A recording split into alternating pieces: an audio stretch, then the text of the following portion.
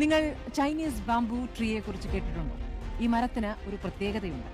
Chinese ബാംബുവിന്റെ വിത്ത് നട്ടുകഴിഞ്ഞാൽ ആദ്യത്തെ ഒരു വർഷം ഒന്നും സംഭവിക്കില്ല.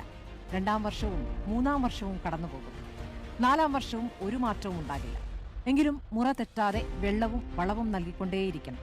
5-ാം വർഷം കഴിയുമ്പോൾ അത്ഭുതകരമായ ആ കാഴ്ച സംഭവിക്കും. പെട്ടെന്നൊരു ദിവസം അത് മുള പൊട്ടും. ഇനിയാണ് അതിലേറെ വിസ്മയം. മുളച്ചു കഴിഞ്ഞാൽ വെറും 40 ദിവസം കൊണ്ട് 27 മീറ്റർ ഉയരത്തിലേക്കാണ് ഈ മരം വളരുക. ആ മരം വളർന്നത് വെറും 40 ദിവസം കൊണ്ടാണോ? അല്ല, മണ്ണിനടിയിൽ ആ മരം വളരാൻ 5 വർഷമെടുത്തു. പുറമേ കാണാൻ കഴിയാതിരുന്ന ആ 5 വർഷവും ആ വിത്ത് മണ്ണിൽ തന്റെ വേരുകൾ ബലപ്പെടുത്തുകയായിരുന്നു.